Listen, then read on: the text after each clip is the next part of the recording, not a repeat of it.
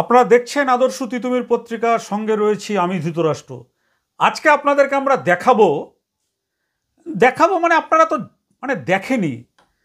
আমরা আগে দেখতাম যে সিনেমায় বড় পর্দায় সুযোগের জন্য যারা মেয়েরা নায়িকার পাঠ করতে চায়, শুনতাম যে তাদের নাকি ওই পরিচালক বলুন বা যারা একটু ওই টাকা পয়সা বিনিয়োগ করেন তাদের সাথে নাকি তাদের একটু ঘনিষ্ঠ সম্পর্ক করতে হয়।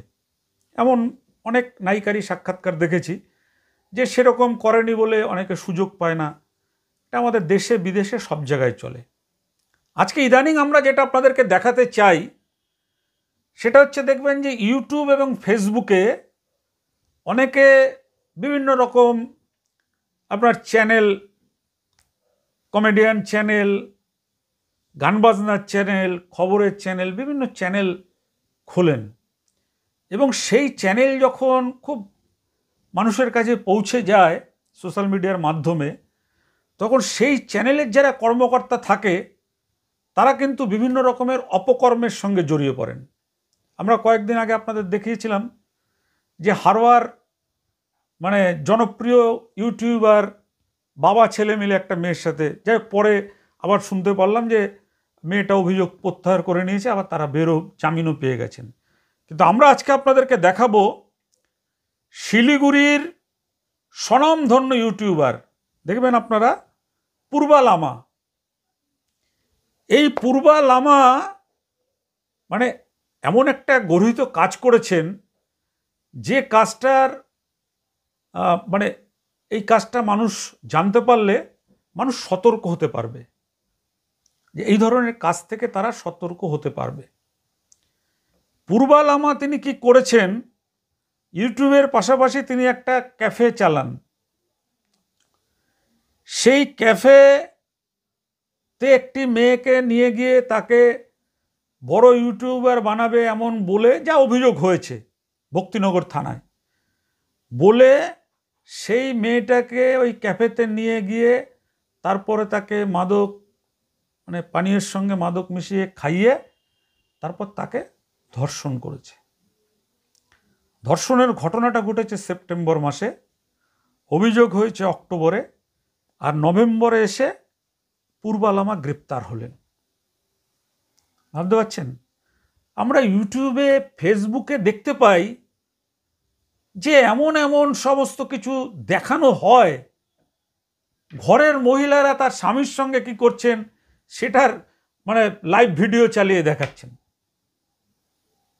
এ তো সমাজে কিছু শিক্ষামূলক বিষয় যারা করেন সেটা আমরা তাদের কথা বলছি না, কিন্তু একটা ইউটিউবারের তকমা লাগিয়ে যখন তার বিশাল জনপ্রিয়তা হয়ে যাচ্ছে, সে তখন কোনো মেয়েকে নামকরা ইউটিউবার তৈরি করে দেওয়ার কথা বলে তারপর যদি তাকে ধর্ষণ করেন বা তাকে নিগ্রহ করেন বা তার উপরে যৌন অত্যাচার চালান, সেটা কিন্তু খুব অন্যায়, খুব অন্যায় বলে আমরা মনে করি।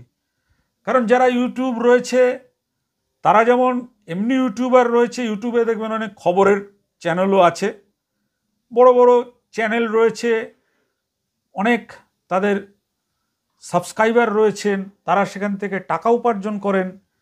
কিন্তু সেখানে যদি তার কাছে কেউ শিখতে আসে বা তার সঙ্গে রিলস বানাতে আসে, তখন তাকে ফাঁকা জায়গায় ক্যাফেতে নিয়ে গিয়ে সেখানে তাকে মাদক খাইয়ে তারপর তাকে ধর্ষণ করবে। আমরা কিন্তু মনে করি এটা চরমতম অপরাধ, অন্যায়, এবং এই অন্যায় কিন্তু বন্ধ হওয়া উচিত। হয়তো কিছু কিছু অভিযোগ আসছে, কিন্তু অনেক জায়গাতে এমন ঘটনা ঘটছে, বিভিন্ন মেয়েদের নায়িকা বানানোর কথা বলে বিভিন্ন মেয়েদের, আপনারা এর আগে দেখেছিলেন পল্লীগ্রাম চ্যানেলের একটা বাচ্চা ছেলে, সেই ছেলেটাও একটা মেয়েকে ধর্ষণ করে বসে আছে। তো সবটা তার অভিযোগ আকারে আসে না, যে কটা অভিযোগ আকারে আসে। কিন্তু এই পূর্বা লামাকে আপনারা নিশ্চয়ই চেনেন, যারা শিলিগুড়ি, দার্জিলিং এলাকার মানুষ রয়েছেন। আমরা বলবো যে এর থেকে কিন্তু সাবধানে থাকবেন। এই ধরনের যারা রয়েছে, যারা এই ধরনের কাজগুলো করেন, যে মেয়েদের ইউটিউব বা ফেসবুকে হিরোইন বানানো বা নায়িকা বানানোর প্রতিশ্রুতি দিয়ে তারপর তাদের যে আমাদের যে নারী, সেই নারীত্বকে যারা হরণ করেন তাদের কিন্তু শাস্তি হওয়া উচিত। শেষ পর্যন্ত অবশ্য দেখা যায় যে এইসব মেয়েরা যারা অভিযোগ করে শেষ পর্যন্ত মামলার শেষ পর্যন্ত আর যেতে চায় না। ওই প্রথম ধাপে যে জেল খেটে নিল, তারপরে যে সেইটাকে কোর্টে গিয়ে তদারকি করা বা কোর্টে পরবর্তী সময় সমস্ত কিছু জানান দেওয়া যে কীভাবে তাকে ইউটিউবের নায়িকা বানাবে, কিভাবে তাকে ইউটিউবের রিলস বানানোর কথা বলে কিভাবে তার সঙ্গে সম্পর্ক তৈরি করেছিলেন, এবং তারপরে কিভাবে তাকে ওই ক্যাফেতে নিয়ে গিয়ে মাদকদ্রব্য খাওয়ানো হয়েছিল, এগুলো যদি ঘটনাগুলো যদি আপনার না ভালো মতন করে কোর্টের কাছে পেশ করা যায় তাহলে কিন্তু এই ছাড়া পেয়ে যাবে এই পূর্বালামারা। আমরা সেজন্য আজকে তুলে ধরছি, কারণ আমরাও ইউটিউবে খবর দেখাই, ফেসবুকে খবর দেখাই, কিন্তু আমাদের আসল হচ্ছে সংবাদপত্র। কিন্তু সংবাদপত্র এখন যেহেতু সোশ্যাল মিডিয়া চারিদিকে মুহূর্তের মধ্যে পৌঁছে যাচ্ছে, তা দেখবেন প্রত্যেকটা সংবাদপত্রেরই একটা ইউটিউব চ্যানেল বা একটা ফেসবুক চ্যানেল বা ইনস্টাগ্রামের চ্যানেল এগুলো রাখতে হয়, যে এই যে কম্পিটিশন চলছে সেই কম্পিটিশনের বাজারে টিকে থাকার জন্য। কিন্তু আমরা আজকে এই যে ঘটনাটা আপনাদের দেখাচ্ছি ভক্তিনগর থানায়, তাকে তুলে নিয়ে যাওয়া হচ্ছে এবং অভিযোগটা ধর্ষণের মারাত্মক অভিযোগ। সেই অভিযোগের পরিপ্রেক্ষিতে আমরা বলবো আপনাদের যে আপনারা সাবধান থাকবেন। যদি সেরকম প্রয়োজন মনে হয় নিজেরাই ইউটিউব চ্যানেল খুলবেন, ফেসবুক চ্যানেল খুলবেন, খোলা যায় তো, এটা খুলতে কোনো অসুবিধা নেই। এটা যারা বিশেষজ্ঞ আছে তাদেরকে কিছু টাকা পয়সা দিলে তারাও আপনাকে দেখিয়ে দেবে যে এইভাবে করবেন, আপনি নিজেই করবেন।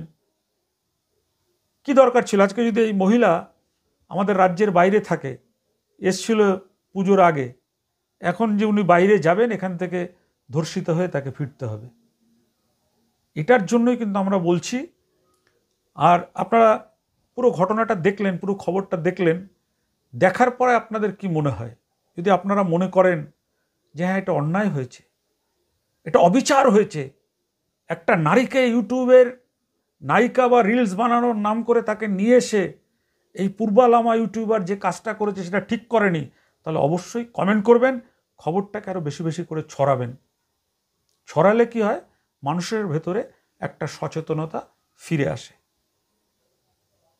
আমরা বারবার বলি, কেন বলি, যে আপনার পরিবার মানে আমাদের পরিবার, এই পরিবারের মেয়েরা যাতে এই ধরনের যৌন অত্যাচারের শিকার না হয়, এটা দেখার জন্যই কিন্তু আমরা খবরগুলো তুলে ধরি।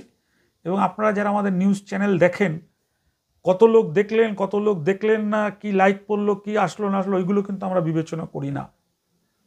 আমাদের যারা রিপোর্টার আছেন, বিশেষ করে ক্রাইম রিপোর্টার সুরেন্দ্র কুমার সিংহ, আমরা যারা আছি, বহু সময় হয় যে একটা অন্যায়ের বিরুদ্ধে লড়তে গিয়ে ইউটিউবের মাধ্যমে বা ফেসবুকে তুলে ধরতে গিয়ে আমাদের অনেক মামলা মোকদ্দমার মুখোমুখি হতে হয়, তবু কিন্তু আমরা পিছিয়ে আসি না। আমরা কিন্তু লড়াই করি মানুষের জন্য। আপনারা দেখবেন যে ইদানিংকালে হাইকোর্টে বেশ কিছু মামলা চলছে, ঠিক আছে? এমনও ঘটনা হয়েছে যে আমরা খবর করছি কিন্তু আমাদের পরিবারের লোক তো আর খবরের জগতে নেই, তাদের নামও দিয়ে দেওয়া হচ্ছে মামলার ভেতরে, কেননা তাদের নামগুলো দিয়ে দিলে আমাদেরকে শায়েস্তা করা যাবে, মহিলাদের ঢুকিয়ে দেওয়া হচ্ছে। এইগুলোকে আপনারা বলবেন, ভালো মানুষ যারা করেন, যারা অপরাধ করছেন, তাদের অপরাধ থেকে তাদেরকে সতর্ক এবং সাবধান করার জন্য আমরা সংবাদ করছি। আর সেইটাকে লাখ লাখ টাকা খরচা করে কলকাতা হাইকোর্টে অ্যাডভোকেট, আপনারা জানেন কলকাতা হাইকোর্টের নামি দামি অ্যাডভোকেট দাঁড় করাতে গেলে কত টাকা লাগে, সেই নামি দামি অ্যাডভোকেট লাগিয়ে সেখানে মিথ্যা করে কেস করা হয়। হয়তো আমাদের জায়গায় অন্য কেউ থাকলে, আপনারা দেখেন যে অনেকেই, যে কিছুদিন আগে আপনারা দেখছিলেন একটি মহিলা সাংবাদিককে তার স্বামীর নামে কেস করা হয়েছে বলে সে খুব কান্নাকাটি করছিলেন।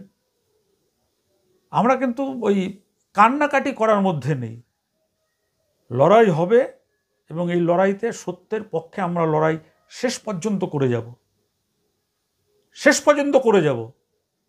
এবার হার জিত এটা তো দেখুন তো আইন আদালত রয়েছে, তারা বিচার বিবেচনা করবেন, এটাই হচ্ছে আমাদের কথা। আপনারা আজকের যে খবরটা দেখলেন, যদি মনে হয় যে ছড়ানো দরকার আছে, আপনারা ছড়িয়ে দিন সকলের কাছে।